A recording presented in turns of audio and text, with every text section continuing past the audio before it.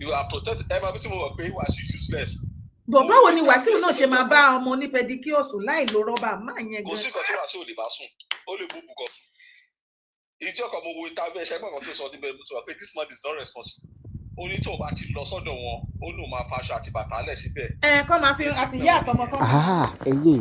Ẹ̀yin náà rí ọ̀rọ̀ Wàsíù Alhaji K1 ọ̀rọ̀ wọn ti di nǹkan míì ọ̀rọ̀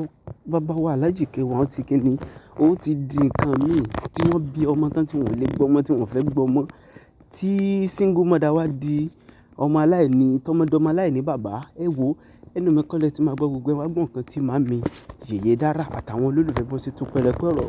lórí Alhaji K1. Bí ọ̀rọ̀ Wàsíù Àyìndé Marshal ẹjọ́ ìjẹ́ ká ti bẹ̀rẹ̀ ibi bẹ̀yẹn bẹ̀rẹ̀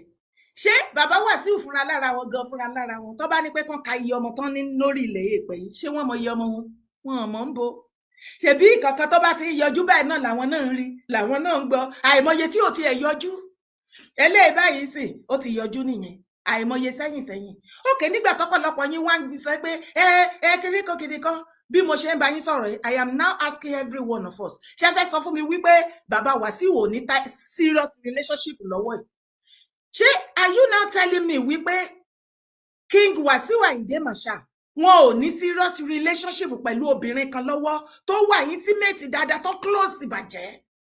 tó lè jẹ́ wípé òun náà tún ti sun ẹkún yín pé ó máa gbé mi tán pátápátá ni o mi ìṣèyàwó ní polybag o ó máa fún mi ó máa fẹ́ mi tán ni o a máa ṣèyàwó adé kúkú ti mọ̀ yín pé tá a bá fẹ́ ṣèyàwó àwọn obìnrin la máa ń gbélé tó expenses tó pọ̀ jù ń bẹ̀ a ṣe bí ó ṣe fún Emmanuel Ẹlẹ́bà Yellow kí ló fi ṣe èèyàn Emmanuel náwó èyí tó ń ṣe lọ́wọ́ so are you not telling me pé wọn ò sùn bẹ́rẹ́ bí obìnrin ò pọ̀ fún bàbá Wàsíù ṣé wọ́n fẹ́ sọ fún mi sí wípé gbogbo àwọn obìnrin tí wọ́n yìí ń kú báyìí ṣe ń sọ̀rọ̀ lọ́wọ́lọ́wọ́ everybody ń ké pè bo K1 the ultimate àwọn obìnrin kan sì ń fẹ̀mí wọn àtayé wọn tán ní burúkú owó dání wọ́n sì fi ń búra wípé wẹsẹ́ ni sẹ́ káwọn tó jáde láyé nǹkan tó bá máa gbà sẹ́ wẹsẹ́ ní láti ṣe kí ni ó ní láti gàyà yìí tí wọ́n ní mò ń sọ mi sọ tèmi mi ní mọ̀mọ́ ẹ ṣàánú ìyá mi dé kú tó sì sọ wípé sẹ́ no pé Wàsíù nǹkan tó bá máa fà ló máa fà nǹkan tó bá máa jámọ́ ló máa jámọ́ yí pé mi ò ní jẹ́ kínní máa jẹ́ ń bẹ̀ èmi náà máa máàkì rẹ́jísítà ṣé èrò ìpọ́kùnrin nìkan ló máa sọ pé obìnrin yẹn irọ́ ni kó tó kú láyé mi ìfẹ́ mọ̀ nǹkan tó máa gbà mo ní láti débẹ̀ yẹn kí tó fi ń ṣàkọyìn àwọn obìnrin kan náà sọ the same thing ǹjẹ́ tilẹ̀ jókòó tẹ́ ẹ̀rọ wípé àwọn obìnrin kan wà tó jẹ́ wípé anything sẹ̀lẹ̀ bóyá sẹ̀lẹ̀ sí àní àbí sẹ̀lẹ̀ bus stop wọn ò tí ì pé jáde bí wọn ò tí ì mọ̀ bóyá Brítì ló ń lọ àbí sẹ̀lẹ̀ bus stop àbí sẹ̀lẹ̀ sí church sẹ̀lẹ̀ lásán ni àwọn obìnrin kan sẹ́ẹ̀tì obìnrin kan gbọ́ tó jẹ́ pé wọ́n á ti sínwín lọ dànù wọ́n ti dà sára àwọn sẹ́ẹ̀tì mi kan wà àwọn gender mi kan wà tó jẹ́ wípé wọ́n like anything celebrity àwọn kò béèrè owó lọ́wọ́ ẹ̀ wọ́n ready láti náwó fún the only thing tọkànmọ náà ni tán nídìí ni pé káwọn èèyàn rí wọn pé èmi náà ń fẹ́ lágbájá àbí káwọn ọ̀rẹ́ wọn àbí fámílì wọn kàn pé èmi rèé ò rí mi pẹ̀lú lágbájá ní àbí kó ya fọ́tò èmi rèé pé kíní kan à ń fẹ́ra wa ni that is the only thing tí wọ́n need ẹlòmíì á dè ṣe débi wípé òun jẹ́ lọ́mọ sẹ́ àwa máa gbọ́ Wàsíù kó tó jáde láyé ó jẹ mí lọ́mọ ó jẹ mí lọ́mọ mi ní kó fẹ́ mi sílé àsì ìyàwó ṣùgbọ́n ó jẹ mí lọ́mọ láti bímọ ní mi ní kó tọ́jú ẹ̀ ilé ayé ibi tó bá rìn dé ló máa mọ̀ mọ́ the way táwọn èèyàn ṣe wá mú kinní yẹn kankan online ṣó tó torí ni ṣó ní kí Wàsíù kó padà pé ọmọ yẹn torí èèyàn tó bá rí picture ọmọ yẹn bó ṣe jọ bàbá Wàsíù mo fẹ́ sọ pé nínú gbogbo àwọn ọmọ Wàsíù tí mo mọ̀ mí rò pé ó lélẹ̀ tó tún ti ìjọ Wàsíù tó ọmọ gẹ́ yìí rí àgàgà ká wá gbé picture face ọmọ yìí sí ẹgbẹ́ ìyá ìlú péjú ìyẹn màámi tó bí Wàsíù Àyìndé èèyàn méjì tí ọmọ ara wọn ṣe wá ń jọra wọn bẹ́ẹ̀ ọmọ yẹn ti jọ ìyá ìlú péjú jù Ọlọ́run ká ní mo máa rí bàbá Wàsíù bá sọ̀rọ̀ ṣe ni bàbá wọn pé ẹ mú ọmọ ẹ mọ́ra o wà lẹ́ẹ̀kọ́ sọ́jọ́ tẹ máa rójú ẹ̀ tẹ́ ẹ̀ ní máa rántí mọ́mì yín ẹ máa kẹ ìyá yín kékeré nìyẹn ṣùgbọ́n ṣé bàbá Wàsíù ṣe advice ni ọmọ ti pọ̀ jù mélòó ló fẹ́ òun lẹ ṣe máa sọ wípé kò ń gbọmọ ní kékeré kò lè ṣe wàhálà ókè baby sitter tó fẹ́ kó sínú ilé ká tọ́jú ọmọ dàtà baby sitter ọmọ fún tó bá ti rí pé àwọn ìyá ti tọ́jú ọmọ ti ṣe primary secondary school bóyá university náà fẹ́ wà bọ́dẹ̀ ti jáde university a ló wà bí wà bọ̀ ilé bàbá ọmọ kì í bọ̀ ọmọ lẹ́rù wọlé kanlẹ̀ wọlé nígbà tí bàbá Wàsíù tó mú ọmọ yẹn àfi ha mi ìrírú èrè tẹ́ bá wo ojú ọmọ yẹn àti ìyá ìlú péjú ẹ̀rù Ọlọ́run bá mi o ẹ̀rù Ọlọ́run ó lè bá nìyàn Mr. Wàsíù Àyìndé ò lè sọ pé no àwọn kan ní kí ló dé ọmọ ṣe ń jòyàn bí yín ó tún wá múrin kọ ṣe rí little advice tí máa fún Mr. Wàsíù Àyìndé ni pé bàbá ní èjì ibi tẹ́ bá dé àti how popular you are even kan gbọ́ máa lè wá fún yín ibi tẹ́ bá dé ṣe ló yẹ kẹ́ máa gbà ní ayé àtijọ́ àwọn ilé alágbára àwọn ọmọ àlè pọ̀ bàjẹ́ ń bẹ ní ilé àwọn olówó ti date ní family àwọn olówó tó bá yàn dí because irú bàmí ọ̀tẹ̀ yẹn báyìí èèyàn tó máa obìnrin tá lóun fẹ́ wá gbọ́mọ fún á múra dáadáa ṣùgbọ́n inú ilé àwọn olówó tó jẹ́ pé yàn bí irú ilé Abíọ́lá ẹnu ọjọ́ mẹ́ta la ṣe ń gbọ́ sí pé out of gbogbo ọmọ tí wọ́n bí after nígbà tó ń ṣe gbogbo DNA wọ́n ní 66 ọmọ òun ló pàṣẹ DNA bọ àwọn ilé olówó tó bá yàn dí tán rí pé ọlápọ̀ ọ̀rọ̀ pọ̀ orúkọ ti lọ nǹkankan wọn ń bọ́dà ọba àgbọ́mọ àlè wá torí Ọlọ́run nìkan àtorí ló mọmọ tí yóò padà sí ní orí àti Ọlọ́run ọba nìkan ló mọmọ tí yóò padà bo erùpẹ̀ sí ni lójú lọ́jọ́ alẹ́ lọ́jọ́ tá a bá mí kanlẹ̀ ṣé ìwọ àti èmi tá a bá kọ́lọ̀ ń jẹ́ ká pẹ́ láyé á sì pẹ́ nígbà tá a bá dògbò tá a dàgbà tá a dògbò tán tá a fẹ́ wú parí tá a fẹ́ rìgì jòbì tá a bá sùn ṣé ìwọ rántí ẹni tó fi yẹ̀pẹ̀ bò ẹ́ lójúmọ́ ni ṣé o mọ ẹni tó padà wá sin ẹ́ ni Ọlọ́run nìkan ló mọ ọmọ tí ó sin ni ọ̀pọ̀ ìgbà sì wà tó jẹ́ pé ọmọ tí ò tàbí ẹni jáde ga máa kẹ́ni a máa nífẹ̀ẹ́ ni ju ọmọ tí èèyàn jí ìṣẹ́ jí ìyàlé lórí tó dẹ̀jẹ̀ jó lójú wàá máa wò pé ìwọ ọmọ yìí ó dẹ̀ wúwọ́ ọmọ àlè ọmọ tí ò mẹyẹ tó ṣú tó jẹ́ pé ìrànlọ́wọ́ kékeré ló ṣe fún á gbé ẹ bẹ́ẹ̀ á respect ẹ òǹgó ló máa kẹ́ ẹ ló máa gẹ̀ ẹ́ you know ní ìmọ̀ bóyá ọ̀pọ̀lọpọ̀ wa máa ń ní àròjinlẹ̀ láyé King Wàsíù ẹ lọ bọ́mọ yẹn bẹ́ẹ̀ bá tiẹ̀ fẹ́ gbà anything ẹ fà á mọ́ra support her please that girl needs your help bí o tiẹ̀ jẹ́ yín lóbi tó ti dárúkọ yín you have the money you have everything kò sí nǹkan tẹ́ fẹ́ ṣe fọ́mọ yẹn tọ́lọ́run ò fi kẹ́yìn àyàfi o torí wọ́n sọ̀rọ̀ nípa spiritual yípe ẹ̀ ń lò wọ́n ní ní online èmi kan mo sọ o ṣùgbọ́n back to my gender ṣe rí hypocrite wa ti pọ̀ jù online àbòsí wa Mr. Kilo mo ń bọ̀ o àbòsí wa ti máa ń pọ̀ jù àwa blogger àtàwa speaker àtẹ̀yin tẹ́ máa ń dá sọ̀rọ̀ àtẹ̀yin tẹ́ máa ń comment tẹ́ máa ń pè wọlé ẹ jẹ́ ká máa be calming down tó bá ti di bí ọ̀rọ̀ ọlọ́rọ̀ the way tí ọ̀pọ̀lọpọ̀ wa ṣe máa ń múra kankan àwọn nǹkan tá dẹ̀ máa ń múra kankan tá máa wá gbé sórí ìgbà àwa fẹ́ lójú pé kò ṣẹlẹ̀ rí majority blogger àti speaker tó máa ń gbé gbogbo àwọn private something bẹ́ẹ̀ yẹn tó máa ránṣọ mọ́ ẹ béèrè lọ́wọ́ wọn báwo lìgbésí ayé tí wọ́n ṣe rí marital wise èmi ò fi marriage búyàn ọmọ àbí èmi ò ń like àti fi anything búyàn láyé ìwọ tí òye bá yé torí anything tó bá wùn kó jẹ́ oore ọ̀fẹ́ Ọlọ́run ni anything tó bá wùn kó ní still oore ọ̀fẹ́ Ọlọ́run ni àánú la rí gbà àánú àdẹ̀má wà wá rí ọ̀pọ̀lọpọ̀ ẹ̀yin bloggers bí gàtẹ́ jẹ́ àwọn sisters ni ẹ máa be calming down lórí ọ̀rọ̀ ọlọ́rọ̀ ẹ rí àwọn àgbàlagbà obìnrin tó jẹ́ speaker wọ́n ní àwọn ọmọ tó ti dàgbà tó níyàwó tó bí ọmọkùnrin tí ọmọ wọn ọkùnrin ò wà responsible fún ìyàwó ọmọ ẹ̀ tó jẹ́ pé òun gan fúnra lára ẹ̀ ló ń tọ́jú àwọn ọmọ tí ọmọ ẹ̀ ọkùnrin bí tó jẹ́ pé ní responsibility tó bá yẹ kọ́mọ ẹ̀ ọkùnrin ṣe fún ìyàwó àtọmọ òun ló ń ṣe tó fill in the gap tí nǹkan kékeré báyìí bá ṣẹlẹ̀ àwọn lẹ máa kọ́kọ́ rí tán máa bọ́ síta kò dá o kàyà kìnìkan kí ló dé tẹ́yìn náà tí ẹ ń gbé ìgbésí ayé tí yín wá síta kárí ẹ gbé ayé yín wá ẹ má daṣọ bá ayé yín ẹ má jẹ́ kó jẹ́ pé ọ̀rọ̀ ọlọ́rọ̀ nìkan lẹ máa gbé sórí igbá àwa náà fẹ́ mọ̀ bí ayé tí yín ṣe rí torí majority yín tẹ máa ń ránṣẹ́ ṣẹṣẹ mọ́ ọ̀rọ̀ ọlọ́rọ̀ ayé yín ò dáa ọ̀pọ̀lọpọ̀ yín ẹ ń sunkún sùn ẹ ń fomijé jí ni náà ok nígbà tí ọ̀rọ̀ ṣẹlẹ̀ advice la lè fún K1 ṣé tọ́jú orí ni ká sọ ni àbí ti whatsoever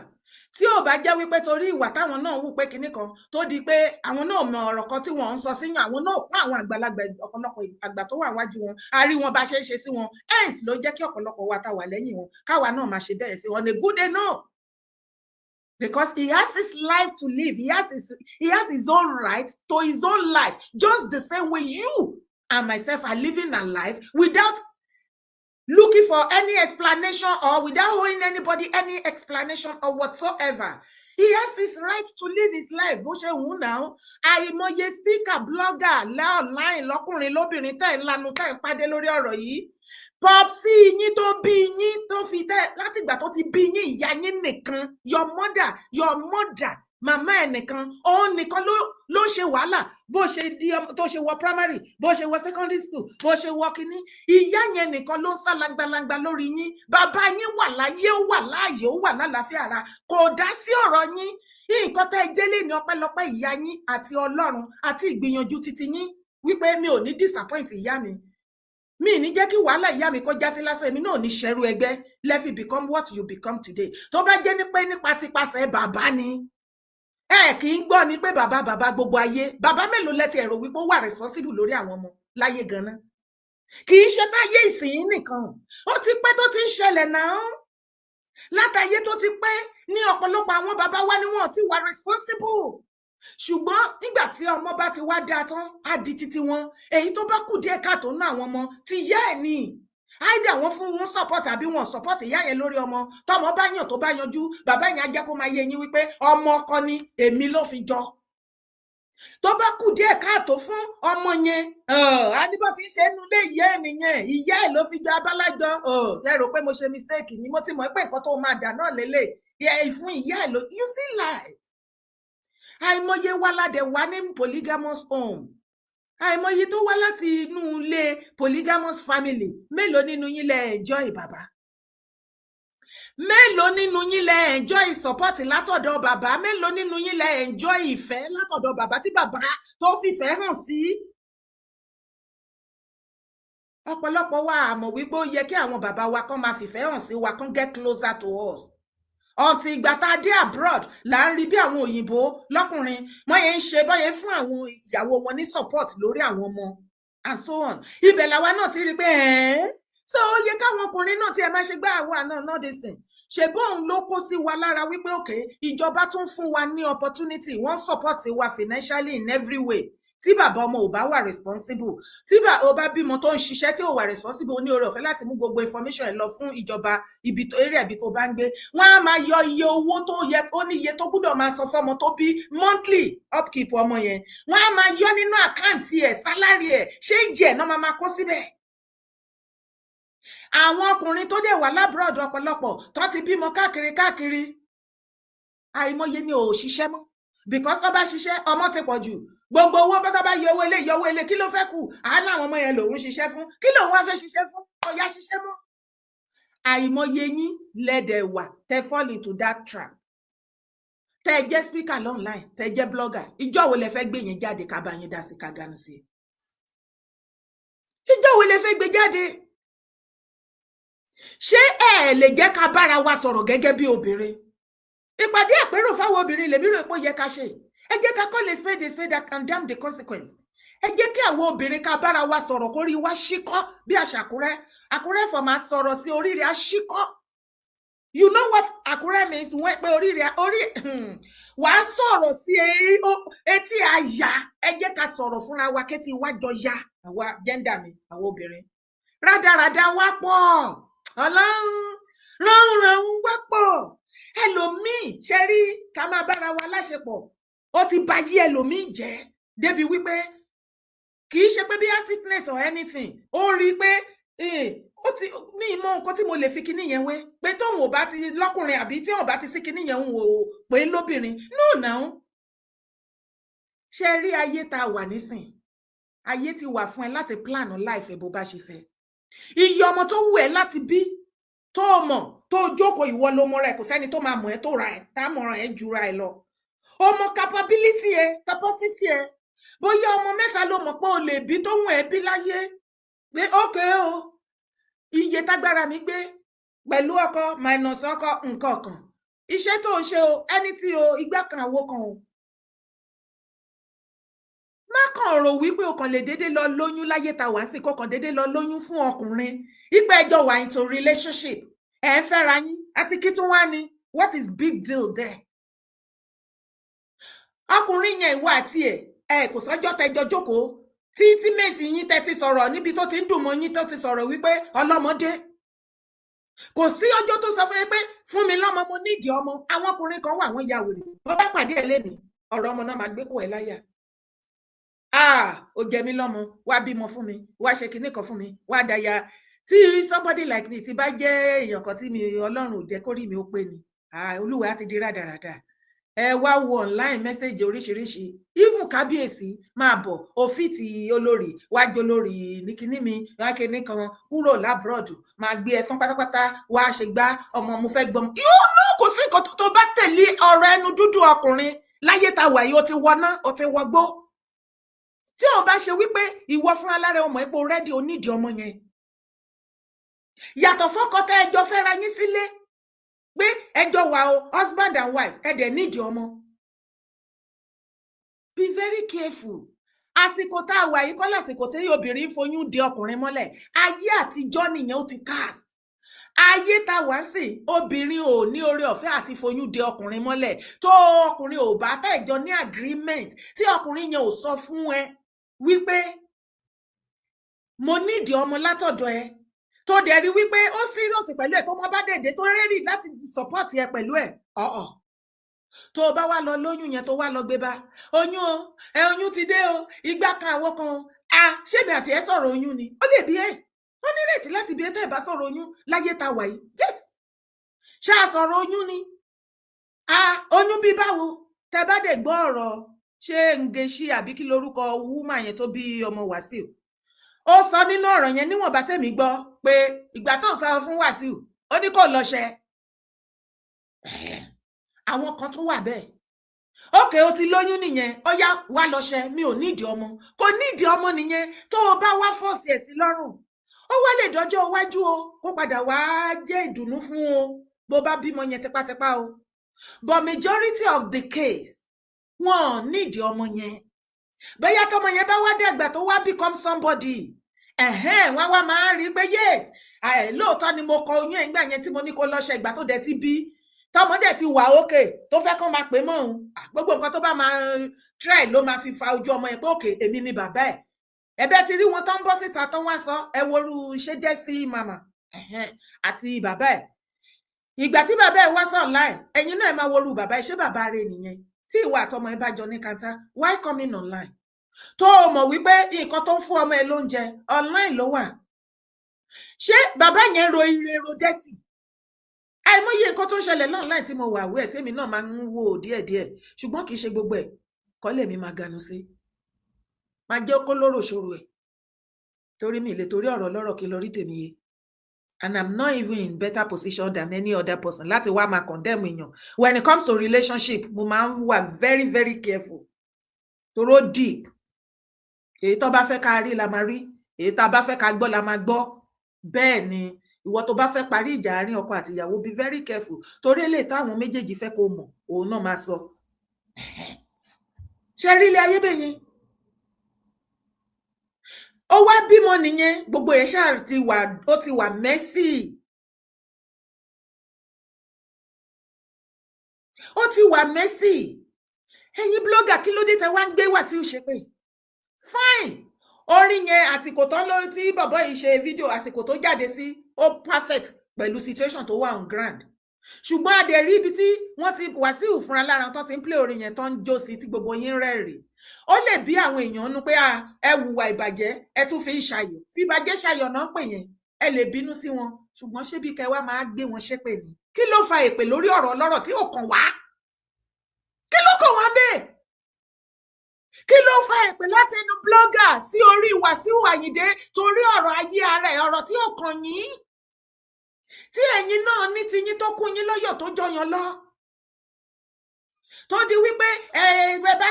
bá lájẹ ẹ máa ti lọ pàjẹ bẹ́ẹ̀ bá lóògùn ẹ fògùn pa kí ló dé lórí ọ̀rọ̀ lọ́rọ̀ ẹ ti gbé parí oníkan alára ọ̀rọ̀ òun ẹ ló kó àìsàn ló kó àìwo majority yín tẹ́ dẹ̀ ń ṣe kíní tẹ́ mu ní kankan tẹ́ dúró pa sórí ẹ̀ láìfù yín ò ṣe fi yan gan majority yín ló wà tó jẹ́ pé gbogbo ọmọ tẹ́ bí láyé bàbá àwọn ọmọ yín wọn ò dá sí yín, wọn ò bá yín tọ́jú ọmọ, wọn ò mọ anything nípa ọmọ tó tẹ́ bí fún wọn. Majority yín ẹ̀yin ni ìyá, ẹ̀yin ni bàbá fáwọn ọmọ yín. Kí ló dé tí àjẹtẹ́lẹ̀ wá yẹn ṣe lọ wá jẹ yẹn ká lọ fi pa bàbá àwọn ọmọ yín torí pé kò wà responsible. Ṣé irú yín yẹn lẹ bọ́ síta tẹ́ ẹ̀ kàn dẹ́mu Wàsíù lẹ́yìn tó jẹ́ pé the same thing kan tí Wàsíù ṣe ó ń ṣẹlẹ̀ sí ìwọ gangan ó mú tiẹ̀ ó faṣọ bò báyìí ó wá bó sàn láì Wàsíù yẹn ó máa ṣe kẹ́nẹ́kẹ́ni ó máa ṣe sórí yín pé ṣé wà all right ṣé kọ́ lè sọ wípé ẹ̀mọ̀rọ̀ sọ ni àbí kọ́ lè sọ wípé ẹ̀mọ̀rọ̀ dá sí. Mo tún béèrè lẹ́ẹ̀kan sí majority yín lóbìnrin tẹ́ ẹ wà online tó jẹ́ blogger àti speaker tẹ́ ẹ ń gbé Wàsíù Àyìndé mi ò sọ wípé ìkan tán ṣe ó dáa o bọ̀ kí ló fa èpè ṣé o ti kọ́kọ́ gbé bàbá ọmọ ẹ̀ ṣépè náà torí ẹ̀ mọye yín ẹ sá kúrò ní Nàìjíríà bàbá àwọn ọmọ yín ò ní sísì bẹ́ẹ̀ ṣe kúrò Nàìjíríà wá sókè òkun tọmọtọmọ tẹbí tará sísì ìyẹn ṣó ti ẹ̀ mọ̀ pé fẹ́ travel ni ó dẹ̀ tún wà nílùú òyìnbó pẹ̀lú ọmọ àìwọ nìkan náà nìyá àti bàbá ìwọ ló ń dá sùn ló ń dá wo ló ń kúrú ló ń ga lé wọn lórí. Ìjọ wo ló ti bọ́ sí online tó ti wá sọ fáwọn èèyàn pé iye yẹn gbà mí ó ti wá dójú ẹ̀ báyìí. Majority yín ẹkún sùn láàárọ̀ ìkanra fi mọ́mọ́ nǹkan tí ò yẹ kẹ́ ṣe fáwọn ọmọ fi kanra aggression inú tó ń bí yín sí bàbá àwọn ọmọ yẹn tó ró neglect ẹ̀yin nìkan ẹrù ẹni méjì ó di ti yín nìkan ó dẹ̀ ti ń tell on you stress ti fẹ́ pa ẹ́. Ṣé irú ìwọ yẹn lo nírètí láti bọ́ síta kó wá máa gbéyàn kan ṣépè pé kò tọ́jú ọmọ níwọ̀n tán kọ ọmọ tiẹ̀ sí ẹ láyà tó o dẹ̀ máì tó ń gbomi lójú ẹ tó fọwọ́ bò báyìí just because ẹ kàn fẹ́ kí àwọn èèyàn kan máa rí Wàsíù aláìda ìwà wọn náà ò dáa. Tá bá wá sọ lọ ta sọ́bọ̀ ta ló yẹ kán bí ta ló yẹ ká bá wí gan nínú ọ̀rọ̀ tó wà lẹ̀. Ṣé Mr. Wàsíù Àyìndé òun ni ká bá wí ni àbí gender ni àwa obìnrin tá a ti róko lóko kún sílẹ̀ ká tó lọ gbẹ̀pà sí. Ọ̀pọ̀lọpọ̀ obìnrin tó ń rálírànlí ṣé bẹ́ẹ̀ ṣáà kì í rí wọn ní pátí ni tán bá lọ play ṣé ẹ̀ kì í ráwọn obìnrin ni bó ṣe máa ń kùn wọn ṣé ẹ̀ kì í rí wọn tó máa ṣàyà báyìí ìmí àmú ìdíbà bàbá ẹ̀ á máa fi rin bàbá ní bàbá ní kíní tàwí tí kíní bàbá bá wà lọ tàǹtà látẹ̀yìn nǹkan tí kíní yẹn tó lọ gbé ìdíbà òfò tó lọ ń rin dímọ dáadáa lójú agbo tí kíní bàbá bá lọ dìde pọ́wú ókè bóyá kíní yẹn ti lé bàbá dẹ̀ ti fi mẹ́sẹ̀jì rẹ sáwọn ọmọ ẹgbẹ́ kiri ó yá lọ àrẹ́jì lágbẹ́já hòtẹ́ẹ̀lì rúùmù wá ti gba hòtẹ́ẹ̀lì rúùmù kiri ẹ máa yí àwọn celebrity àwọn olórin especially Fuji you know how their life is. Wọ́n lè káàmpù ọmọ àwọn àti ọmọ union má jà sọ union torí sẹ́gò ti dàbẹ̀ kó ti ṣèǹjì ojú union ìgbà EMC nìyẹn. Wọ́n máa gba hòtẹ́ẹ̀lì ní obìnrin kan wá fi yàrá kan obìnrin kan wá fi yàrá kan majority àwọn obìnrin wọ̀nyí wọ́n dẹ̀ máa ń mọ̀ kí lórí burúkú wèrè tẹ́ wá dánwò online ṣe yá wèrè ní. Àìmọye ẹ̀yin sísà lẹ máa tún gbé ọ̀rẹ́ yín tẹ́ máa lọ gbé wọn bá wọn pé ó ti ṣe yín ẹ fẹ́ kó ṣọ̀rẹ́ yín papọ̀ tí ojú bá pa fírí tá bá rí nǹkan tó ṣẹlẹ̀ behind the closed door ojú àti ọ̀pọ̀lọpọ̀ what is the problem now? Tá a bá fẹ́ kí Wàsíù kí wọ́n tọ́jú ọmọ yẹn àti ìyá ẹ̀ ìyẹn ní kẹ́jẹ́ ká fèsì pé bàbá Wàsíù ọmọ yìí jọ yín ẹ lè dínà yẹn yo ẹ bẹ́ ṣe máa tọ́jú ọmọ yìí àti màmá ẹ fún ní nǹkan kan ìyẹn lèmi rò pé yẹ ká ṣe. We leave the object àwa ń pariwo Wàsíù nítorí pé Wàsíù ti popular torí pé ó ti jẹ́ anybody tó bá ti gbé oníkálukú wọn á wò àbí nǹkan kan tó já sí wípé nǹkan tó bá ti ń trendy òun ni majority máa ń wá kiri. Ìwọ tó o bá fall into this situation tó yẹ pé single mother ni ẹ́ lọ́wọ́lọ́wọ́ tá à ń sọ̀rọ̀ ẹ̀ lábẹ́ bó ti ń wọ̀n orí ò ní right kankan láti bọ́ síta láti wá condemn Wàsíù Àyìndé àbí any other man tá bá sọ̀rọ̀ pé kinní kan wọn ò tọ́jú ọmọ the same you tó jẹ́ wípé àwọn tó bí ọmọ tiẹ̀ fún kò sílẹ̀ tó bá ẹ tọ́jú ọmọ wọn ò kí ẹ wọn ò pé ọjọ́ birthday ọmọ gan wọn ò pé ẹ pé happy birthday mo fẹ́ wish ọmọ mi ní birthday happy birthday Christmas kò pé pé Christmas time how are you àbí New Year jẹ́ kí ọmọ mi fún New Year kí ṣàdúrà fún kò ṣe kankan bẹ́ẹ̀ yet you are still living gbé wá sí online o máa ń ṣe show o máa ń present o máa ń dá sí gbogbo many things then why bring that one too jẹ́ ká rí àbí ṣé kò wọ́ọ̀tì láti rí ni Bami Kilo ǹjẹ́ ní one or two things tẹ́ fẹ́ àdìmẹ́lẹ̀ ká tó switch. Mo kí yín pé ẹ kó ohun ìyá ayé ò ní gbóhùn lẹ́nu yín ẹ sì kó gbogbo bí ẹ ṣe kún tẹ́ sì pín wẹ́lẹ́wẹ́lẹ́. Ní àkọ́kọ́ àwọn obìnrin mo rí bá wí ṣe rí àwọn ọkùnrin bọ́lá ń ṣe dá ọkùnrin ó yàtọ̀ gédégbé sí obìnrin ní ti wípé ká máa sọ̀rọ̀ nípa báyá nípa ọkùnrin sóbìnrin ó yàtọ̀ gédégbé. Ọkùnrin tó jẹ́ pé mo máa ń sọ pé nígbà tí obìnrin mi bá bẹ̀rẹ̀ sí ní accuse ọkùnrin èmi máa sọ fún pé wá sí pé ọkọ ẹ kò gbọdọ̀ ní girlfriend kò gbọdọ̀ ní kankan mọ́. Èmi náà ní àmì gbàdúrà fún ẹ wípé kọ́lọ́run jẹ́ kọ́mọ ọkùnrin kí ó dàgbà kí ó tọ́ni tó jẹ́ pé ó ní girlfriend. Nígbà tó bá bẹ̀rẹ̀ sí ní girlfriend nígbà tó bá mú ilé wálé tó mú tàn wálé bẹ́ẹ̀ ó lé àwọn méjèèjì pa ní o àbí ó lé kan fún kan ni màá wo bí yóò ṣe rí nígbà náà. Nípa ti bàbá Wàsíù ṣe rí gbogbo àwọn tó ń gbẹ́nu sí ọ̀rọ̀ yìí lórí online àwọn yẹn ń tajà wọn ni nítorí wípé ọ̀pọ̀lọpọ̀ tí wọ́n sọ tẹ́ bá ti wò wọ́n ẹ lè wò wọ́n most wọn obìnrin ni wọ́n. Obìnrin ṣe rí ọkùnrin ò mọ mi ò gbà obìnrin ló yẹ kó mọ mi ò ṣe. ẹ ló mà ṣé dáadáa lẹ́wọ̀n. wọ́n gbà tó bá ti di wípé ó rí bí ó ṣe rí ok ẹ fẹ́ bá wa dá sétò. ẹ ó dọ̀ ìṣẹ́jú kan ẹ jẹ́ kí. tó bá ti rí bí. Mr. Kilo ẹ má bínú Mr. Kilo ẹ má bínú ẹ jẹ́ ká sáré gbé kọ́ọ̀lì tó bá ti sọ̀rọ̀ tán kẹ́ ẹ continue à ń gbọ́ yín mà. ṣe rí ọ̀rọ̀ Wàsíù ọlá ìlú pàwà ló jẹ́ kí Wàsíù máa yayọ̀ tó ń yọ yìí. tẹ́ bá rántí Bill Cosby ní Amẹ́ríkà gbogbo àṣìṣe tó ṣe nígbà tó fi obìnrin tó bá sùn nígbà yẹn just one person ló gbé kéèsì ẹ̀ lọ sí court tí every other obìnrin jẹ́ pé kì í yọjú ó fi owó orí ó fi ṣẹ̀wọ̀n. ìyẹn jẹ́ number one. Number two, Bill Clinton bó ṣe popular tó kò gbóbìnrin yẹn láṣepọ̀ orí fóònù náà ti jọ ní àṣepọ̀ but the law took its cost or compensate obìnrin yẹn tó bá sí pé ọlá pé àwọn èèyàn wọn ní ìfẹ́ Bill Clinton nígbà yẹn the thing almost cost him his second term. tẹ bá rántí ṣe rí lọ́gbọ́n náà ká bá gba Yorùbá nation there must be a space nínú òfin ilẹ̀ Yorùbá tó jẹ́ pé ọkùnrin tó bá ti ṣe àṣemọ̀ṣe tí ò ní discipline tí ò ní decorum orí iye owó orí tọ̀hún owó ó yẹ kó ní bó ṣe máa discipline rẹ̀. ṣé ó yẹ káwọn sisters wa gan kó rí wọn máa pè kọ́ ìmọ̀ lọ sọ́dọ̀ ẹ̀. tó máa kún obìnrin yẹn inú Wàsíù yẹn bó ṣe ní owó tó a lot of intimidation ló máa lò fúrú àwọn ọmọbìnrin kéékèèké wọ̀nyẹn kápá sí pé àwọn tó ń fẹ́ tán lówó kápá àwọn yẹn ti àìmọye àwọn obìnrin kéékèèké míì wọ́n pẹ́ intimidation kí lẹ́yìn ẹ̀ lóun ṣe ó lóun bá ṣe pedicure tí Wàsíù tí lẹ́yìn ò bá gbà fún ẹ mọ orú intimidation ẹ mọ orú nǹkan tó máa ṣe sẹ́pẹ́ bí agbègbè services ẹ kó máa ṣe fáwọn ọ̀rẹ́ Wàsíù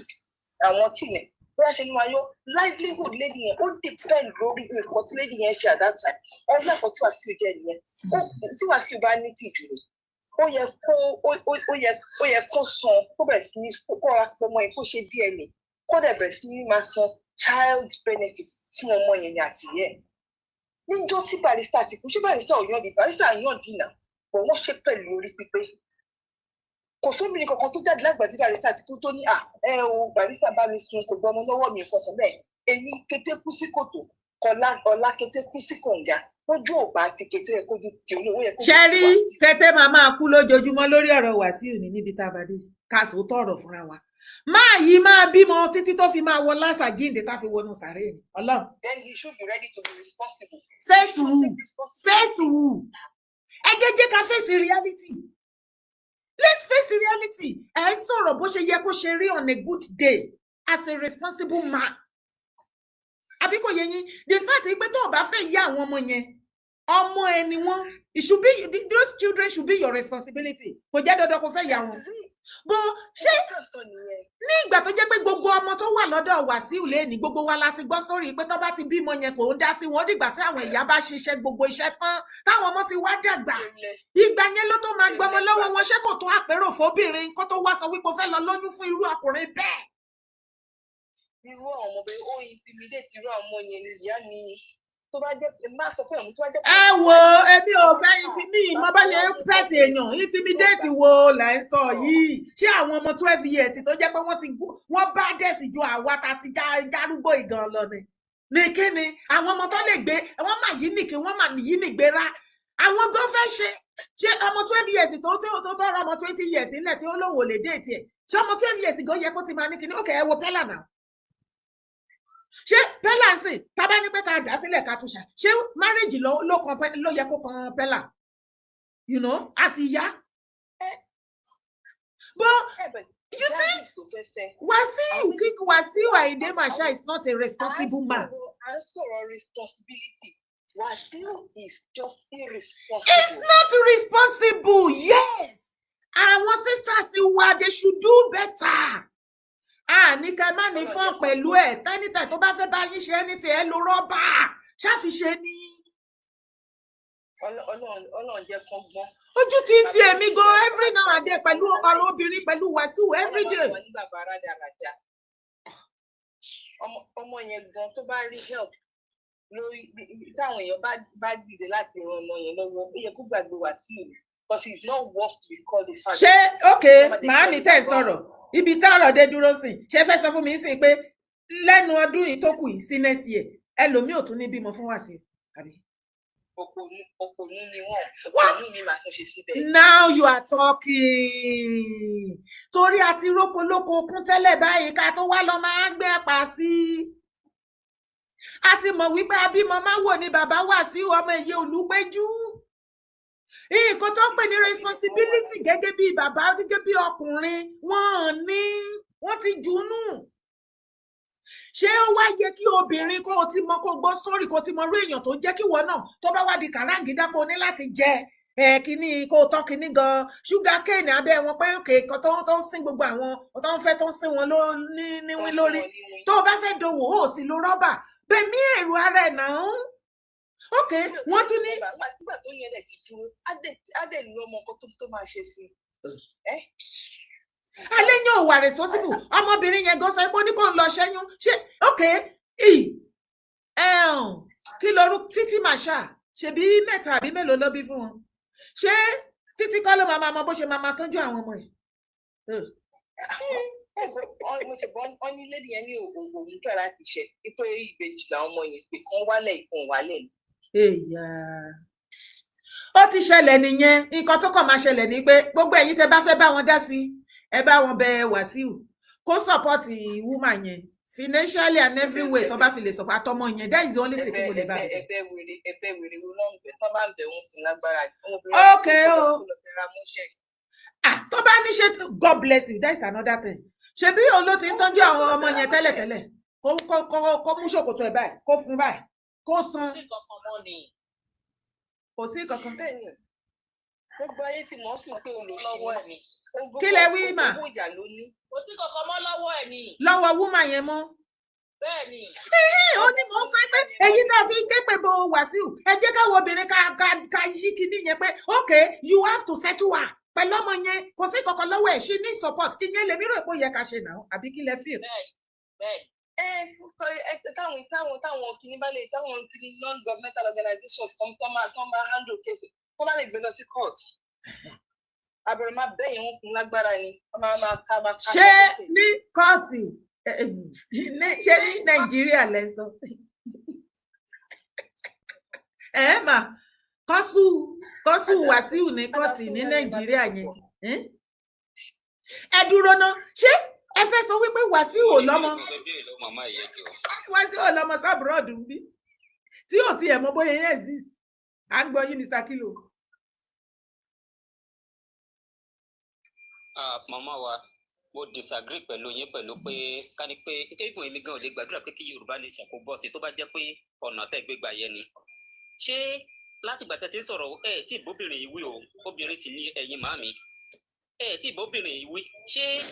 kò mọ̀ pé marriage man ni Wàsíù ní kí Wàsíù tó pé àbí ìṣèpọ̀ ojú kòkòrò owó tó ṣe lọ ó ti rí nígbà tó rí rìsọ́ọ̀tì wá jáde ẹ̀dá ìbílẹ̀rí ọkùnrin tán. No mo disagree pẹ̀lú yín ìbéèrè kan tí mo kàn fi béèrè lọ́wọ́ yín pé kí ni ok wọ́n ní pé ká bẹ Wàsíù kí Wàsíù tiẹ̀ tẹ́wọ́ gba ọmọdé yìí nǹkan tó bá tẹ̀ fẹ́ ṣe kó ṣe é fún ní àsìkò bẹ́ẹ̀ tí nǹkan tẹ̀yìn ṣe nísìnyí ni wípé ẹ tó bọ̀ ń kan kìíní kákẹ́sì ẹ tó bọ̀ ń kan ní gini ẹ kan ní gini ẹ tó wá gbé lọ sí Yorùbá Nation pé tí Yorùbá Nation bá délẹ̀ pé a máa ṣòfin ṣé obìnrin ò gbọ́ òfin tó jẹ́ pé ọkùnrin ni òfin máa bá kí ni ok ẹ̀yin lẹ wà ń bì máa rìn kí n wá pè yín sìn kẹ́yìn wá kẹ́ má tẹ̀ mọ̀ wípé mi ò gbà kẹ́ má tẹ̀ wá mọ̀ pé mi ò gbà ẹ̀yin obìnrin lẹ ní ìtọ́jú lọ́wọ́ jù. ó ti dójú ẹ̀ bẹ́ẹ̀ yẹn jẹ́ ká sọ tó rọ̀ fúnra wa ẹ kálẹ́ ọ̀kálà. ẹ kálẹ́ káàbọ̀ sórí ètò sà á gbọ́ yín. ẹ kú ètò nìyẹn àmì sà. ọgbọ́n àtòyé láti máa ṣe Ọlọ́run á máa fi fún yín. àmì. ní tẹnugbó bí ọwọ́. ẹjọ́ ṣé ọ̀rọ̀ Wàsíù lẹ ṣe ń sọ. bẹ́ẹ̀ ni sà ọ̀rọ̀ Wàsíù la ṣe ń sọ èmi ń sọ wípé bá a ṣe máa bá wọn sọ tó máa compensate ìyá ọmọ yẹn àtọmọ yẹn òun ni ká mú gbọ́ wípé àwa bọ́ síta ṣe bloggers fi kàkà máa gbé ṣépè kó lè ṣe kankan pé wẹ́ẹ̀ dá kankan. ṣé ẹgbẹ́ kan sọ kankan òótọ́ àwọn kan nígbàgbọ́ nínú pé àwọn kan wà lórí sá wọn pariwo bí wọn lórí sí kankan tó máa ṣe fún àwọn kan wà tó fẹ́ pé wọ́n á pààyàn lẹ́kùn wọ́n á fi jayé wọ́n á dẹ̀ jẹ́ but on a good day a ti ń wà ní another century tó yẹ ká máa rí pé níta bá gbìn òun náà la máa kànà ẹ rí pé máa yẹn owó tó máa ń kọ́mọ́ lè ná owó fẹ́fẹ́rìtì owó show off ló máa ń ná mi ò bóyá tẹ bá understand. àwọn owó tó máa gbé sí online tí gbogbo ayé á rí àwọn oore tí gbogbo èèyàn tó máa tan kámẹ́rà sí. ọmọ yẹn sọ kankan tó jẹ́ point báwo ni ọmọ yẹn ṣe mọ̀ pé bàbá òun máa ń fún èèyàn ní 10 million ó máa ń fáwọn èèyàn ní 20 million which is pé ó ṣe show off òun ló jẹ́ pé àwọn ọmọ yẹn náà máa mọ̀ pé bàbá àwọn ń ṣe fáwọn náà. ẹ̀yin náà ẹ gbọ́rọ̀ lẹ́nu ọmọ yẹn wọ́n mọ yẹn náà bóyá ń sọ̀rọ̀. ẹ wo ọmọ yẹn pé. òun fẹ́ lówó òun fẹ́ lí àti. yà ó 12 years 13 years ó ti wà ghetto so ó ti wà exposed sí mẹ́yìn. ju ọjọ́ orí ẹ̀ lọ. ara wọn ìjọjọ orí ẹ̀ lọ ọmọ tó yẹ kó ṣì wà níbi ó ní àwọn ẹgbẹ́ òun wà ní ss1 class 1 ló dẹ̀ dárúkọ ara àwọn tó ń constitute sí ọ̀rọ̀ Nàìjíríà tí ò wà òkè ẹ hàn pé Wàsíù fámílì àwọn Fúlàní àwọn Haúsá abímọmọ wò òun náà ni Wàsíù náà. òun náà fúnra ìṣèbó kọrin yẹn ó ní ọmọ Nàìjà ẹ má ṣe erékeré erékeré ní doyúnkóyún oyúnkóyún ní dọmọkọmọ ọmọkọmọ ní nílé lára bàbá ọmọ yín ti ń ní ayé lára rẹ. ẹ ti máa mọ̀ pé Wàsíù ò ní òrùtọ́ àgbàlagbà nílò tọ́bẹ̀ ní. bàbá 20 happy birthday. ìkíní pẹpẹ ìkejì pẹpẹ kẹta pẹpẹ ó yẹ kó òun gbogbo náà ṣe dàgbà náà wípé òun ò rí bàbá tọ́ òun ṣé ìtorí ẹ̀ ló náà wá jóró ẹ̀ lára òun ìwà bàbá ẹ̀ ló wà lára ẹ̀ nìyẹn náà àbẹ́yìn òró débẹ̀. ọmọ táwé kò bá bí. struggle house ni ó lọ ń train ó lọ ń jù fúnra ẹ̀ ó wá rí pé gbogbo àwọn ọmọ tó fi bímọ tọmọ fi dàgbà tó fi ń ṣe wòlímọ̀ àbí graduation tó yẹ kẹ́ ń sọ pé ọmọ ìjọba màmá ẹ̀ lóòótọ́ o ọmọ màmá ẹ̀ ní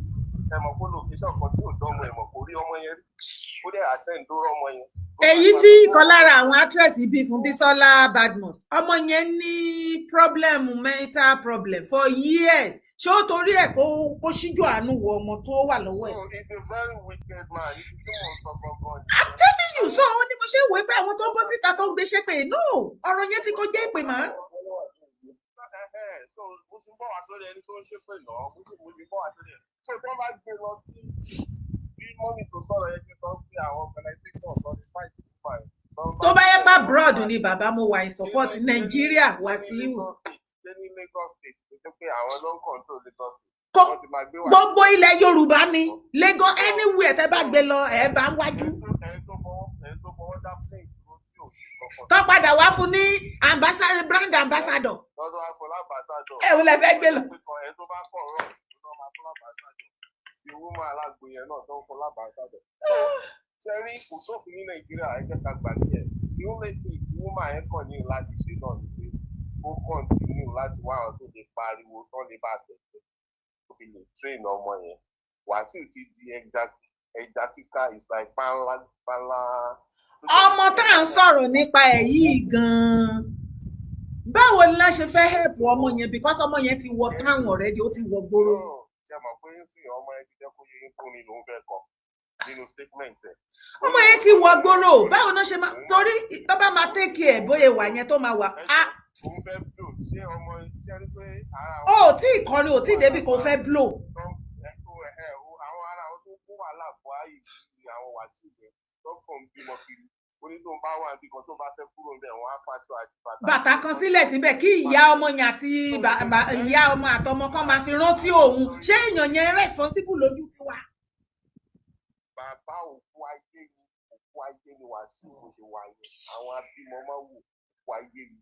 but àwọn blogger tó ń pariwo kiri ẹ máa ní sùúrù tẹ́ bá máa gbèjẹ yẹn bẹ́ẹ̀ ṣe ń pariwo lórí Àyànkúnlé àti Wàsíù lọ́kọ̀ ní Àyànkúnlé. ṣé Àyànkúnlé kọ́ ló wà pẹ̀lú Wàsíù sìn.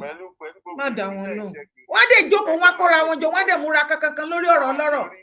tí nǹkan bá ṣe rí iṣẹ́ sọ obìnrin náà tó tẹ́ra sílẹ̀ tí ò lo ẹnìtì kò tí ẹ̀ wo pé irú ẹnìtì ti kọ́ gbogbo ewu tó bá ti rí. kó tiẹ̀ lọ kó àìsàn òun gbogbo ẹ̀ ó là kẹ́.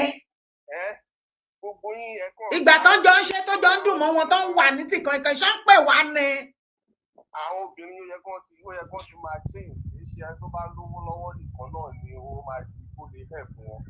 ohun tó jẹ́ pé ẹnìtì tó bá tẹ̀ àti ṣẹlẹ̀ wọ́n á ṣáà máa lé start. tẹ bá rí wọn lọ́ bá ń tì mọ́ gbogbo àwọn pàṣọ nǹkan kan yẹn náà ẹ máa wò. ẹ̀rí bó ṣe ń ṣùrù bò wọ́n ni Òṣùpá o Pàṣọ o Màlá o gbogbo wọn. obìnrin máa ń kún wọn ni. rárá o kò ń ṣe gbogbo àwọn obìnrin o bàbá mi kò ń ṣe gbogbo àwọn obìnrin o bógun wọn bá mú gbogbo èèyàn kò mú gbogbo àwọn obìnrin o ọlọ́wọ́n bá ń gbọ́ ṣé orí bó bá ṣe rìn là ń kó ni lọ́rọ̀ ilé ayé àwọn obìnrin kan wà tó jẹ́ wípé wọ́n ti fi celebrity ṣépè fún wọn kó ṣáà máa kó sọ pé wọ́n fẹ́ celebrity kan rí wọn papọ̀ it's okay. ẹ wo màmí ìwé ìtàn ṣe ń treat àwọn people is too bad ẹ wo àwọn tó ń ṣe àwọn actress yẹn a single decision Pàṣọ or any one of them wọ́n á dẹ̀ bá àwọn oríṣiríṣi mẹ́ta wọn láàrin wọn wọ́n á dẹ̀ bá wọn sùn wọ́n á dẹ̀ tó mọ̀. mẹ́ta láàrin wọn gbogbo wọn ṣé wá ẹ jẹ́ kí wá sọ fún yín ẹ jẹ́ kí sọ fún yín bọ́n ṣe máa ń relate ẹ jẹ́ kí ṣàlàyé fún yín ṣe rí most especially àwọn Yorùwood sisters wa àwọn Yorùwood brothers náà àwọn náà ẹ̀yìn náà máa fi tí wọ́n gbà o gbogbo nǹkan ti bàjẹ́ o. ìwọ sísà tó bá fẹ́ celebrity lọ́kọ tó fẹ́ déètì wọn jẹ́ kí orí ẹ pé ọ̀pọ̀lọpọ̀ wọn náà jẹ́ báyìí ò bóyá ṣọkùnrin náà ṣobìnrin nísìnyí ní Nàìjíríà majority àwọn brothers wa celebrity wọ́n ń ṣọkùnrin wọ́n ń ṣobìnrin kí tiẹ̀ tó ta. wọ́n ṣe fíìmù kan sìn yeye ẹ̀rí Nàìjíríà yẹn constitution wọn ní láti wọ́n ti wá àti ìpín rẹ̀ wọ́n ṣe fíìmù kan tí bọ̀bọ̀ kan mo dẹ̀ ti wo fíìmù tí bọ̀bọ̀ yẹn ṣe tó jẹ́ mi tó múra bí obìnrin nínú wọn introduce yẹn tí wọ́n dẹ̀ sọ pé àwọn ń ṣe olóṣó wọ́n ń ṣe gbogbo ẹ̀ wọn láwọn ń gbọ́mọ fún kìnnì kan àwọn eré òṣì kan ṣe ń sìn yìí wọn láwọn gbé àwọn ń ṣe olóṣó òun ní ìyá àṣàlẹ̀ àwọn olóṣó gbogbo àwọn kìnnì ìlú yẹn kọ́ ọ̀sìn ní Nàìjíríà it's getting worse tó bá yá àwọn. ẹ mú un tẹ̀yin lẹ ń pè ẹ̀yin lẹ tẹ̀ tún mú.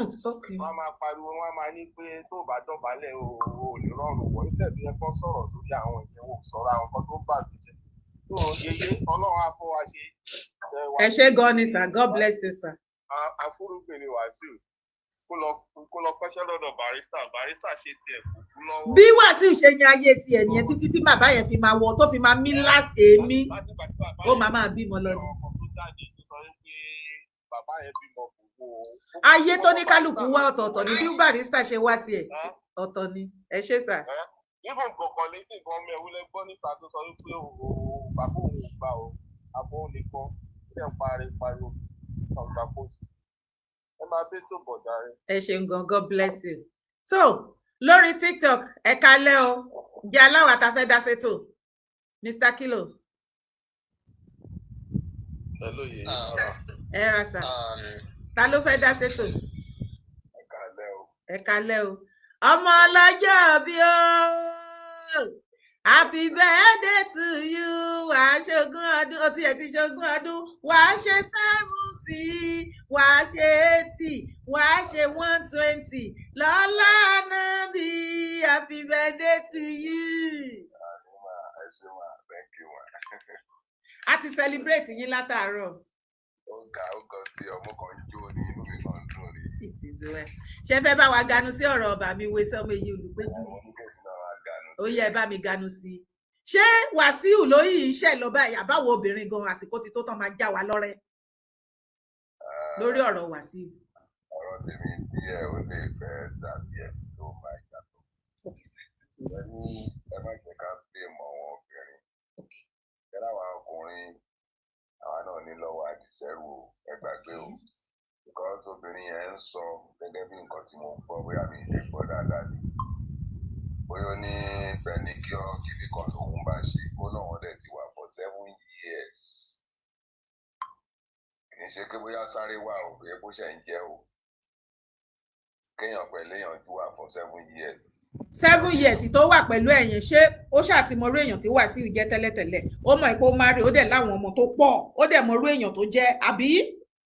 Ẹmọ skóòpù tó máa sọ fún tí ẹ máa fi lálùmí ẹmọ kọndíṣọ̀n tó máa gbé ní kí. Kọndíṣọ̀n wèrè wo ẹ jẹ́ àsòótọ́ ọ̀rọ̀ fúnra wa bàbá ojú ti là ṣé rí ọmọ yẹn gangan ọmọ Wàsíù yẹn tí à ń sọ̀rọ̀ nípa èyí ṣé ọmọ yẹn ọmọ ṣé 12 or 13 years ṣé ẹ rò wípé virgin lọmọ yẹn bẹ́ẹ̀. Nǹkan ti bàjẹ́ ọmọ yẹn gan irú ọmọ yẹn láyé lè sọ wípé wọ́n lè tàn jẹ ó lè má virgin ṣùgbọ́n wọ́n ì lè fi ọ̀rọ̀ dúdú kan fi tàn kó ṣe bíi tìyá ẹ̀ ní 20 láyé tá a wà nísìn. Ọ̀sẹ̀ mọ̀ pé ọ̀rọ̀ ẹ̀ náà sọ ó nígbà tí màmá pé wọn ìwà láyé ó lóun gbé ọmọ yẹn lọ pé màmá yẹn tún sọ pé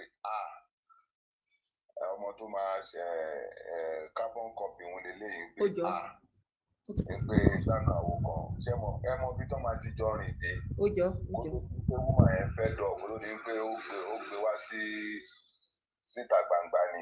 àìmọye ẹ̀bẹ̀ tó máa ti rán sí. Anyway ẹ jẹ́ ká sọ ká bá the woman sọ̀rọ̀ ẹni kó lọ wá nǹkan ṣe à ń gbọ́ àwọn information fìrìfìrì wípé àwọn kan ti ń fún lówó kódà mo gbọ́ débi wọ́n ní kábíyèsí kan fún ní 5 million or something pé ara àwọn neighbor wọn tó mọ̀ ni wọ́n sọ ẹni owó ó ti di dandan àwọn èèyàn máa support ẹ financially ẹni owó tó bá rí kó náà lọ fi establish ara ẹ̀ ṣùgbọ́n ọmọ yẹn ọmọ yẹn ó ti wọnú ayé tán pátápátá already bí a ṣe fẹ́ pé ọmọ yẹn padà sílé kò yé mi. ara àkọ́tà sọ ni ẹ̀ṣẹ̀ rí ó da ojú mẹ́rin yẹn kó mẹ́sìlẹ̀ ọmọ dà lójú méjì ṣé mọ̀ pé ìyá àwọn ọmọ òun fi bẹ́ẹ̀ bẹ̀rù ìyá àbọ̀tán máa ń bẹ̀rù bàbá that's just it nǹkan tèmi kàn lè sọ ni ẹ̀tọ́ ra sáà bọ̀ ọlọ́run wà pẹ̀lú àlọ́yìn náà kí ló ń dún ẹ bá wa mú Mr. Kilo à ń gbọ́ yín ẹ má bínú Mr. Kilo mi mọ̀ bóyá ẹlòmíì fẹ́ sọ̀rọ̀ Mr. Kilo à ń gbọ́ yín Mr. Kilo.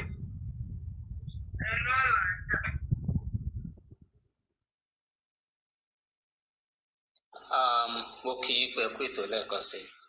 ṣe rí gbogbo bí a ṣe ń sọ látẹ̀ẹ̀kan àkànṣọ ni ṣé arábìnrin ò mọ̀ pé Wàsíù ti márì ni àbí kò mọ̀ pé lọ́mọ ńlẹ̀ ni ṣe rí Wàsíù tẹ̀ ń wò yìí kì í ṣe onìkan o most of àwọn millionaire wa ìsìn ẹ lọ wò wọn ò lè ka iye ọmọ tí wọ́n ní o èyí tó bá wá gbé wá bá wọn náà mọ̀ o kódà àmì iye ọmọ àlè tó ń gbé wá bá wọn wọ́n máa ní pé èyí tó ṣe ń gbà yẹ òun ló ti doyún ṣùgbọ́n ohun tí a kò lè sọ ni wípé eléyìí ti expose kí bàbá jọ àrẹ́dì tẹ́ bá wo ìyá ọmọ yìí ìṣe ìyá gangan lọmọ mú ìyá gan ti pọ́ìsì ọmọ rẹ̀ jì ó ti pọ́ìsì máìdì ọmọ rẹ̀ jì so ìgbésẹ̀ tí ìyá ń gbé lọmọ ń pick ṣùgbọ́n iye òwá kan àwa bí kò ṣe wípé ohun tí bàbá Wàsíù bá fẹ́ ṣe lórí ọ̀rọ̀ ọmọ yẹn kí wọ́n ṣe fún un at least bóyá wọ́n fẹ́ empower ẹ̀ ní o lọ́nà kan o àbí ìyá ìná fẹ́ empower torí kò sí kan tọmọ yẹn fẹ́ fowó ṣe for now ẹ má jẹ́ àtàrà wa jẹ kò sí kan tọmọ yẹn fẹ́ ṣe fowó ṣe for now. kó tiẹ̀ kọ́kọ́ send ẹ̀ lọ kó lọ kọ́mọ yẹn lọ sí school kó lọ sí school kọ́mọ yẹn lọ school. irú kan yìí gbogbo 40 ṣì wà lọ́wọ́ ìyá so ìyá ni kó mọ bó ṣe máa bá bàbá sọ̀rọ̀ then kí bàbá kí ó dẹ̀ respond sí request wọn ìyẹn ni ìmọ̀ràn ti tèmi tí èmi lè sọ ṣùgbọ́n ju gbogbo ẹ̀ lọ obìnrin lèmi ta gbogbo ẹ̀ bí lé lórí ẹ ṣe ẹ ṣe bàbá mi èmi ká torí a máa switch sí another topic. lóye dára. yes sir à ń gbọ́ yín ẹ kálẹ́ sir. ṣe rí ọ̀rọ̀ Wàsíù èmi ò blame obìnrin yẹn in my own aspect. Okay. I think Wàsíù bàbá yẹn ní problem to me. Ṣé bàbá pé pedicure ni woman yẹn lọ máa ṣe lọ́dọ̀ ẹ̀ tẹ́lẹ̀ náà jà tọrọ yìí dára olówó ni. Bí a tó bá lọ ṣe pedicure táwọn á fún 10,000 òwò arọ́kùnrin tó fẹ́ 50, 100 yìí dára ìjà gbàgbé ẹ̀. Kí ló dé tí ò ṣe lo rọ́bà? That's ibi tẹ́mi ti blame. Kọ́ máa fi rántí o is that a responsible man? At all. Ibi tẹ́tí bá pé Wàsíù wà responsible at all. Ẹ ló máa mi ẹ kalẹ̀ ẹ jẹ́ àpè àwọn tó kù. Before this information wọ́n ní wọ́n ẹ̀ ti try you láti reach out Wàsíù àánú máa rán yàn sí kò ní respond. Bẹ́ẹ̀ ni mà. Ìgbà tó ti dé tó ti push woman dé stage yẹn ni woman tó lè sọ̀rọ̀ síta. So ẹ má jà blame woman yẹn ní tiẹ̀ you are protected. Báwo ni ọmọ tó wà lọ́wọ́ ẹ̀ yẹn báyìí lèmi wà after torí ọmọ yẹn báyìí ó ti wọnú ayé lọ. Ọmọ yẹn ti wọnú ayé. Àwọn nǹkan tó ti kó sí ọmọ yẹn lọ́pọlọ láti kékeré ẹ̀ ó ti ga jọjọ orí ẹ̀ ló ti wà nú ayé. Omi wàá blame Wàsíù mọ̀ ó máa gbé ìlú òyìnbó yìí tó ló fi wá sí àtìṣe wọn. Ẹ bá kó púlì ọmọ yẹn pọ̀ lórí tó kọ ni tó lọ ojú lọ kọ́ tó bá lóyún kóyún sàrà ni. Tó bá lóyún kóyún sàrà ni sàrà ni. Àwọn obìnrin kan dẹ̀ ń jó sí. Àwọn obìnrin kan dẹ̀ ń jó sí. Àwọn responsible woman wọ́n dẹ̀ ń jó sí lórí yẹn. Ọmọọṣẹ́ wa bọ̀ta oníwàásù mọ̀ ń pa ẹ̀ àwa yọ̀dẹ̀ tó ń ṣe ponú lọ́rùn bá wa ponú ni. It is well. Ẹ wo iye dára ẹ̀dá máa pé tó lọ. Tó bá ẹ̀ ṣe gan ni tó bá wá rí bẹ́ẹ̀ gbogbo àwa ganu sí blogger àwa ganu sí speaker tó jẹ́ wípé ọkọ wa aláwọn ọmọ ọkọ wa ò mọ báwọn ọmọ ṣe ń jẹun bọ́n yẹn ń clothe bọ́n ṣe ń ṣe oríṣiríṣi ẹ má jẹ́ ká máa tètè gbé anybody ṣe pé online especially tẹ́ni tí bá ti ṣẹlẹ̀ tó mọ̀ wípé the same thing kan tó ṣẹlẹ̀ sẹ́ni yẹn ó ń ṣẹlẹ̀ sí ẹ àbí kẹ́ ó ń ṣẹlẹ̀ nínú fámílì ẹ àbí ní sàkání àbí lọ́dọ̀ àwọn ọ̀rẹ́ ẹ tó bá máa dá sí lo ọpọlọ kó dá sí kó ṣe pé kó múra kankan má múra kankan kó wá ṣe bẹ́ni wípé tiẹ̀ bẹ́tà ẹni yẹn no àìmọye blogger wa la jẹ́ single mother yes àwa là ń ṣe àdágbé àdásọ lórí àwọn ọmọ wa tí irú eléyìí ti wà sí yìí tá bá wá ṣe àrírí àgbọ̀rí àbòsí ló jẹ́ bẹ́ẹ̀ ó dáa náà gbé dádì àwọn ọmọ ẹ jáde jẹ́ ká rí ṣé bí dádì àwọn ọmọ ẹ ò tọ́jú àwọn ọmọ ẹ kò dẹ̀ mọ bó ṣe ń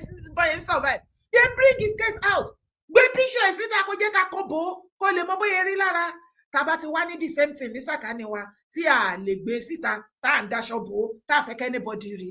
tí ọ̀rọ̀ bá ti wá débẹ̀ anybody ẹ jẹ́ ká máa rárá fi balẹ̀ ká lo ọpọlọ ká lo kíni ká lo ọpọlọ àwa sisters ẹ jẹ́ àbára wa sọ̀rọ̀ gbogbo yín lẹ ti rókò kún bàbá K1 the ultimate ọmọ èyí olùpẹ́jú ńlẹ̀ ẹ má lọ gbẹ̀pà sí mọ́ ẹni ẹlẹ́ni ò ní máa kọrin kó lọ máa dúró níwájú ẹ̀ kó máa ṣàyà yìí ó mọ nǹkan tó ń tọ̀nà ọkùnrin míì hàn ẹlòmíì bó róbìnrin àkọyìn sí obìnrin lásán ó ti dà ẹlòmíì ojú ní tiẹ̀ ó mọ nǹkan tó ń tọ̀nà ọkùnrin míì hàn ẹ wọ́n náà jẹ́ ká bìkà mí dàka yé ṣe yánmayánmá àìmọye àwọn celebrity yẹn wọn ò ní lè sọ òjò tó pàjẹ́ lóru wọn tó bá délé kò ní lè sọ nǹkan tó ju wọn rí lọ́wọ́ àwọn pípì brother mi kan sọ̀rọ̀ wípé ẹyọ àwọn olórin yẹn wọn a máa fẹ́ ọ̀rẹ́ mẹ́ta ìyẹn ìfáyín àtolórin àti àwọn Yorùbá celebrity wa 5 and 6 ni wọn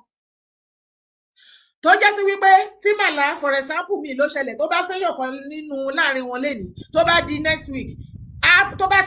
ti lò tó lo a few months tó ti ṣe kínní ó máa pass ẹ̀ sóṣùpá tó bá wọ̀ Òṣùpá bá ní interest lórí ọmọ yẹn pé màlá ó rẹ̀ pé wọ́n lọ́lọ́ ń jẹ́ṣẹ́ ọmọ yẹn lọ́wọ́ ó ti lọ ó rẹ̀ pé kì í jáde ṣá I be street girl ẹbí ò ṣẹ̀ṣẹ̀ wọ torí èèyàn tí yóò bá gba nonsense mi ìrókò lè ṣe but street credibility tó bá wọnú ayé tó wọnú ẹ̀ lọ wàá mọ̀ yín pé gbogbo eléyìí tá ẹ̀ fipá bí jẹ̀bẹ̀ lákìsà lọ́ọ̀lá ẹ̀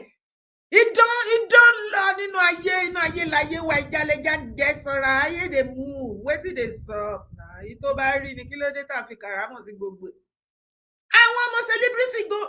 celebrity iye gogogo sisters wa wọ́n tún kó ọ̀rẹ́ àwọn méjèèjì wọ́n ready láti ṣe olórin kan papọ̀ kan máa ní kíni tó bá ṣe ń jẹ wọ́n pàṣẹ ara wọn síra Yorùwood àwọn sister wọ́n pàṣẹ one prick ni àwọn Yorùwood máa ń ní náà máa ń bá sùn tó o bá ti rí èèyàn kan láàrin àwọn kì í ṣe gbogbo wọn o ṣùgbọ́n wàá rí ọmọ ní caucus náà wàá rí pé lára wọn tó bá rí ọkùnrin kan pé kinní kan ó gbé dání of recent ló wá rí gbogbo wọn tó bá ti wá pàdé bàbá àlàyé kan tó wà òkè àbí bàbá kan tó ń tọ́jú àbọ́kùnrin kan tó jí fún wọn tó ṣe kinní kan wọ́n ti wá hide ẹ̀ sìn bọ̀ tẹ́lẹ̀tẹ́lẹ̀ wọ́n máa fi tension ara wọn pé èmi ṣe pàdé bàbá àlàyé kan mò ń rìn lọ́wọ́ mò ń ṣe gbá kan lọ́wọ́ ra mọ́tò ṣe gbogbo ẹ̀ tension yẹn wọ́n á máa tension ara wọn kó tó díjú kó tó là ó lè jẹ́ best friend ẹ̀ gan ló máa lọ wá ọ̀nà á lọ wá fẹ́nu fóònù nọ́mbà bàbá aláyé kó tó lajú ó ti gba bàbá aláyé mọ́rẹ̀ ẹ̀ lọ́wọ́ wọ́n á já kó máa ń ṣe kéèsì kékeré ló ń ṣẹlẹ̀ láàárín àwọn onífújì àtàwọn ọmọ Yorùwood jókòó síbẹ̀ kó máa wò bó ṣe ń lọ idán lórí gbogbo app nínú ayé. ìbẹ̀rẹ̀ àwọn tó ń jà lórí Dínàmú Láyé. Àdàfún. ìbẹ̀rẹ̀ àwọn tó ń jà lórí Màlá àti MC Olúọmọ láti dodo mọ́ra wọn lọ́wọ́. gbogbo wọn iṣan kan náà ń jẹ jàre. lọ́wọ́ báyìí wọ́n ní Màláìkà òun àti Síndodo Màlá láwọn ìyàwó ó máa níyàwó tó pọ̀ òun àti Màlá ó ti pẹ́ tán ti ń fẹ́ra kó tó di pé òun àti MC fẹ́ra. So sometimes if I don't talk does not mean I don't have full version of what is happening but mo kàn máa private life àwọn èèyàn ní bó ṣe wù wọ́n náà ṣe fẹ́ ṣe life I dey live my own life too for a long time kó tó di pé ó fẹ́ MC okay ṣé MC fẹ́ sọ pé MC ò mọ̀ wípé Màlá àti Síndodo ń fẹ́ra tẹ́lẹ̀tẹ́lẹ̀ ni àṣà ní nǹkan tó ṣe tí MC sọ fún Màlá torí MC ló ń dún nígbà náà a ní nǹkan tó sọ fún ṣé MC ò náwọn ìyàwó lé ni ṣé kò láwọn girlfriend tó lọ káàkiri ni bọ̀ òun ló ń dún nígbà yẹn kí ló sọ fún Màlá jọ wálẹ̀ MC gbé wọ́n jọ fẹ́ra wọn MC gbé lọ sí Mẹ́kà ṣe gbogbo oríṣiríṣi at the end of it bí a kò ní time or something ọ̀rọ̀ káṣá àfọ̀ṣámi ìfẹ́ sọ púpọ̀ jù according to me lọ ká wọn gbogbo ẹ̀ ṣàdàrú láàrin MC àti Síndodo along the line she felt sick and I bless God for her life today because that particular time kò séèyàn tó believe pé Síndodo máa survive ẹ̀ ó ní agbára débi wípé nígbà tí òun àti MC ní problem yẹn gbogbo nǹkan tí MC according to tó ní MC ṣe fún ó gbà padà débi mọ́tò tó ló rà fún màmá Síndodo wọn ló gbà padà according to wọn ní wàhálà yẹn ni Síndodo wà tó wà nù mọ́tò bí jíìpù tán ló rà fún lọ́dún náà lọ́hùn wọn ló lọ bìkan ó wọnú mọ́tò ló fẹ́ rìvásì kò mọ̀ pé ọmọ wà lẹ́yìn àfi gbòà ọmọ tún ṣaláìsí thank God àwọn family yẹn wọ́n lọ bá wọn bẹ̀ wọ́n ṣe gbogbo pé wọn ò ní bá Síndodo fa case bóyá ń lọ ó fell sick Ọlọ́run ló yọ tí ò jẹ́ kẹ́mi ẹ̀ lọ sí ó ní iye ọdún tó ló fi bed wet and so many other things I thank God for her life today so whenever I see her pé ó quiet her life is quiet then appreciate it for her because òun nìkan ló mọ̀ nǹkan tójú ẹ̀ ti rí láyé but mo kàn ń try láti sọ fún ẹ wípé prick ẹyọ kan báyìí ó ní gbogbo wọn máa ń pass randradra lọ́wọ́lọ́wọ́ òun àti Màlá sì tún wọ́n ìwà dáadáa títí dì sí yín o ṣùgbọ́n lára àwọn ọmọ tọ́jọ́ wà nínú industry ń bẹ àwọn náà ni tí wọ́n ní Síndodo mú gẹ́gẹ́ bí area sister bí ìkọ̀kọ̀ àwọn náà ni wọ́n tún lọ gbé lára àwọn Yorùwood celebrity wọn bẹ̀ tó connect ẹ̀ mọ́ Màlá nísìn wọn ló fẹ́ ṣe wedding pẹ̀lú ẹni yẹn when you see their lifestyle, you got to, just day your day. Má fi anything nípa wọn. I don't know, mi ò ní nǹkan tó fi tọrọ mẹ́. Má ṣe mi gbọ́ mi ò sọ pé saint ni mi o. I dey enjoy myself o, I dey catch my fun o. But níwọ̀ntúnwọ̀nsì ó ní gbogbo nǹkan gbọ́dọ̀ mọ nínú ayé. So ìyẹn ni ti ọ̀rọ̀ ti tọ̀dọ̀ màlá ọ̀rọ̀ àwọn Wàsíù. Ẹ̀yin obìnrin, ẹ̀yin náà fi Wàsíù lọ́rùn lẹ̀. Tó bá ti wá bá yín, ẹ rìkọ́ọ̀dù ẹ̀. Ó kàn yẹ pé bẹ́ẹ̀ rìkọ́ọ̀dù ẹ̀ bẹ́ẹ̀ play síta àwọn àwa yín rí. Ó lè ṣe kinní yẹn fún yín, bra mi yẹn ò láìpẹ́ wọn náìsì lọ títí.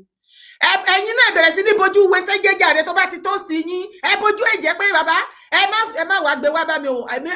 Torí tó bá jẹ́ somebody èmi á sọ. Àìlè sọ̀rọ̀ ìbẹ̀rẹ̀ orí burúkú. Bí Wàsíù bá wá gbé súnmọ́ ẹ ó lè sọ̀rọ̀ pé dàbí Wàsíù lẹ́yìn èmi kí lè fẹ́fẹ́ mi ṣe ní nọ́mbà kíni àìgbọ́ gbogbo nǹkan tó ṣẹlẹ̀ online. Of course a ní àṣọ fẹ́ máa dá sí ọ̀rọ̀ online. Ó jẹ́ bọ́bàtà ẹsẹ̀ méjèèjì kó gbọ́ pẹ́pẹ́pẹ́ kó méré. Níbi tá ti máa wá ènìyàn mímọ̀ sọ̀rọ̀ ẹ fẹ́ ní connection ẹ fẹ́ kàn rí yín mọ́ lágbájá ẹ fẹ́ kàn rí yín mọ́ làkàṣègbè lẹ́ máa lọ forí rọ́ ẹ fọrùn rọ̀ wọ́n á gba àlùbáríkà yé yín àìmọye yín lẹ ti di kòròfo wọ́n ti yọ adùn ayé yín wọ́n ti yọ jẹ wọ́n ti jẹ tinú ẹyin yín wọ́n ti kẹ́pọ̀ yín síta ẹ kàn máa bá rọrùn kú káàkiri bẹ́ẹ̀ ṣe ń lọ sálàsálà àti èlé bẹ́ẹ̀ lẹ máa lọ sórí òkè èlé gbogbo bí lẹ́yìn spiritual la máa ti rí yín ẹ ń wá kiri àbí wọ́n ti lò ó sọ pé ó ti lọ ẹ jẹ́ abọ́ sílẹ̀. wọ́n kà ní òsìkà pé olóòlù nìbàdàn pé eléégún wọn ló fẹ́ jáde kábíyèsí bàbá Olúbàdàn tó wáyé pé bá a ṣe gbọ́ nínú níùsì ní rédíò station tá a ti gbọ́ tó wáyé pé bẹ́ẹ̀ lórí abáṣenìkẹ́ tó ń wòye sí lẹ́gbẹ̀ẹ́ mi wípé olóòlù fẹ́ jáde lọ́jọ́ báyìí báyìí pé torí náà gbogbo obìnrin kí wọ́n má jáde o ní ya 2026 pé gbogbo ẹni tó bá sì jáde ẹnìkan kan má ṣe fídíò olóòlù ẹ má rìkọ́dù ẹ má yà